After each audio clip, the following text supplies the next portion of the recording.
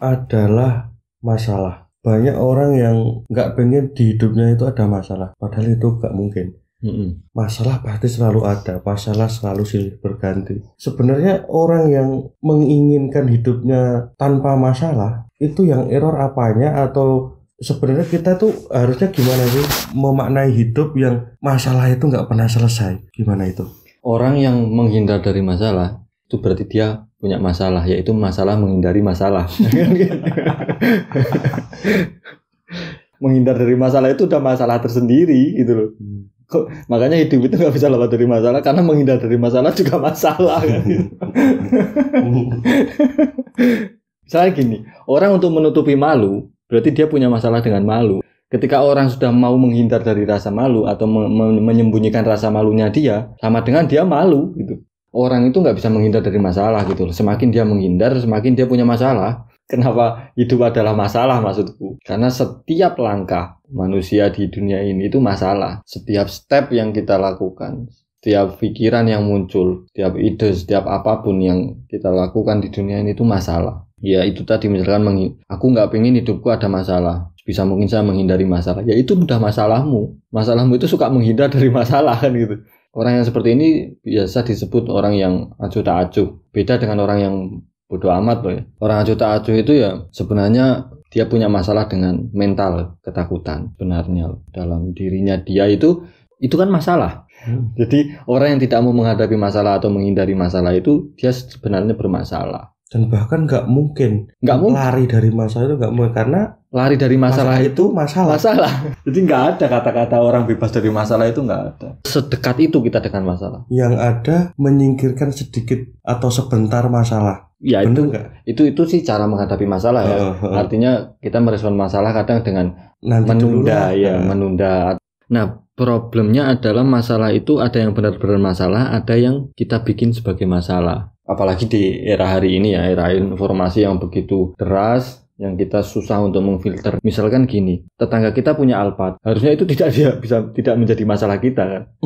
Tapi kan ada aja orang yang membuat tetanggaku udah punya Alphard, aku nggak punya mobil, boro-boro Alphard mobil jelek-jelek aja nggak ada. Nah, itu kan harusnya nggak jadi masalah, tapi dijadikan masalah gitu. Nah, seni hidup itu adalah memilih masalah yang perlu kita hadapin. Makanya tidak perlu menghindar dari masalah, tapi kita hanya perlu memilih dan memilah masalah mana yang harus kita hadapi. Nah, kebanyakan orang terjebak hari ini karena banyaknya informasi yang masuk ke dalam pemikiran kita, dalam kehidupan kita, sehingga membuat kita itu bias dengan masalah. Sebenarnya masalahku itu apa sih? Prioritas masalah yang harus aku selesaikan itu apa? Ini yang menjadi masalah akhir-akhir ini sebenarnya kalau menurutku loh ya. Jadi masalahnya bukan lagi orang menghindari masalah, tapi malah orang itu kebanyakan membuat masalah yang sebenarnya tidak perlu menjadi masalah.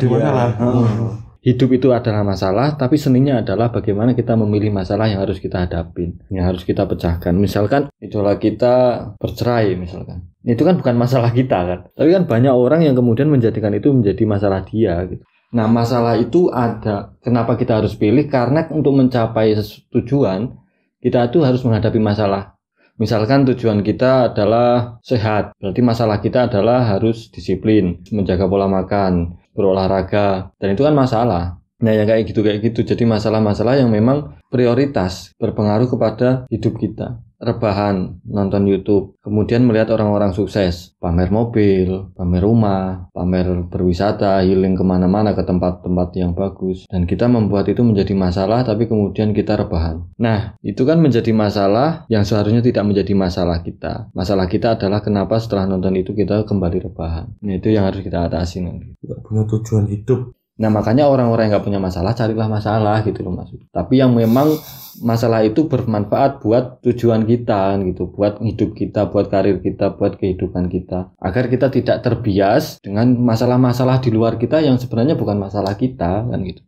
Nah, orang gampang terdistrak atau gampang menjadikan masalah yang sebenarnya bukan masalah dia karena dia nggak punya masalah atau dia tidak merasa dia punya masalah. Makanya orang tuh harus sadar betul masalahnya dia apa gitu. Karena orang yang tidak bermasalah itu berbahaya. Kekuatan pikiran mental orang itu kan mungkin beda-beda ya. Dari habis masalah ini ketemu masalah ini, habis ini ketemu masalah ini, tanpa ada jeda. itu mungkin akan menimbulkan frustasi, akan menimbulkan stres, akan menimbulkan bahkan sampai depresi. Nah, dari masalah ke masalah itu gimana cara kita memaintainnya atau memilah-milahnya, ini yang harus diambil, ini yang enggak, atau gimana kita menghadapi masalah demi masalah itu tetap dengan tenang, enggak sampai ke frustasi. Ya misalkan Pak Tani itu tadi nyangkul, masalah dia adalah menggarap sawah kan gitu.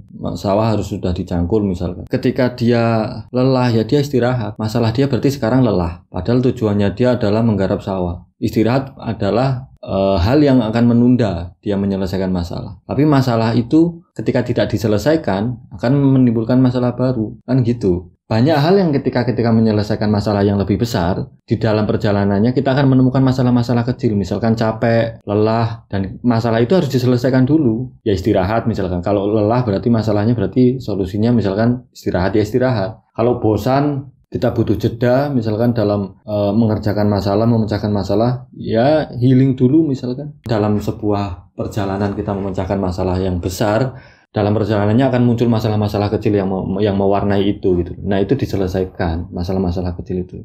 Tapi ya jelas kita punya tujuan bahwa masalah yang besar ini harus terselesaikan kan gitu. Berarti kuncinya harus ada tujuan dulu. Ya mas, tujuannya kan pasti memecahkan masalah yang lebih besar kan. Pastilah itu. Makanya ada muncul masalah-masalah kecil kayak misalnya Pak Tani tadi. Dia menggarap satu petak sawah. Jam 12 dia baru dapat setengah. Artinya kan tujuannya dia belum selesai kan. Tapi dia sudah kena masalah. Masalahnya apa? Lelah. Ya makanya dia harus selesaikan dulu lelahnya, berarti istirahat. Nah gitu, orang dalam menyelesaikan masalah tuh yang lebih besar biasanya dalam perjalanannya menyelesaikan masalah itu ada masalah-masalah kecil. Nah, untuk teman-teman yang hari ini bisanya baru rebahan, ketika teman-teman ini mendengarkan konten ini dan teman-teman ingin memulai, banyak kan orang yang bingung, aku harus mulai dari mana? Beranjak dari rebahanku yang tiap hari ini. Yang harus ditentukan pertama adalah masalahnya, tujuan. Masalahnya dulu. Kalau belum punya tujuan loh, masalah yang sedang dihadapi adalah rebahan. Ya jangan rebahan dengan segala tafsirannya. Rebahan bisa kebanyakan nonton sosmed, kebanyakan ngegame, dan lain sebagainya.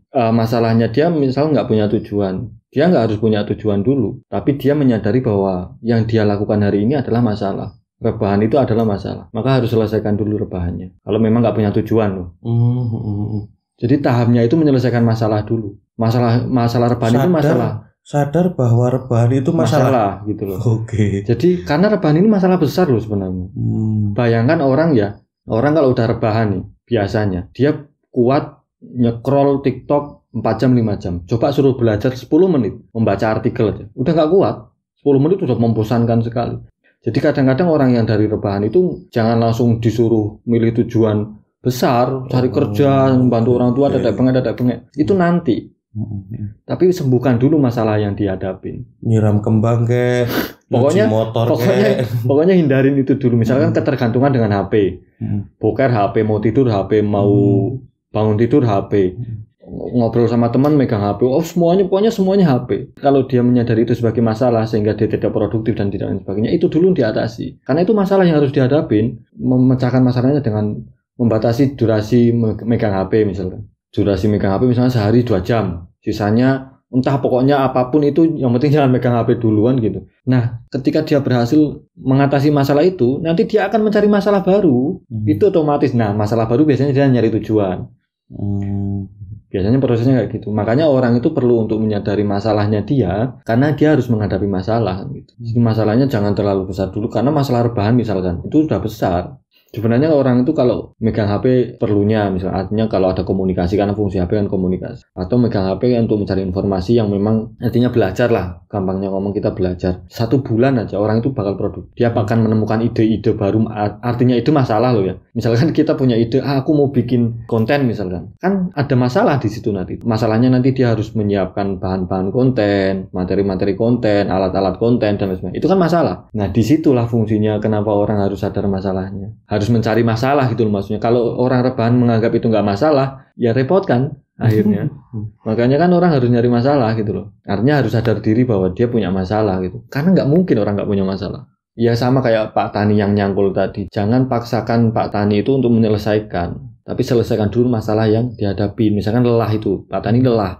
Ya jangan dipaksakan Pak Tani untuk menyelesaikan masalahnya, untuk menyelesaikan tanah cangkulannya gitu loh. Tapi dia harus menyelesaikan masalah lelahnya dulu. Biarkan dia istirahat kan gitu. Baru setelah dia istirahat, dia punya tenaga lagi, semangat lagi, dia akan meneruskan menyelesaikan masalah nyangkul satu petak sawah itu tadi. Karena orang yang sudah biasa menghadapi masalah dan sukses itu kan seneng. Orang yang pulih dari ketergantungan sosial media, ketergantungan dopamin instan mungkin bahasa gaulnya, dia bahagia banget. Karena dia merasa produktif, merasa nyaman banget lah dengan kondisi itu. Kondisi di mana dia produktif dan ingin melakukan banyak hal.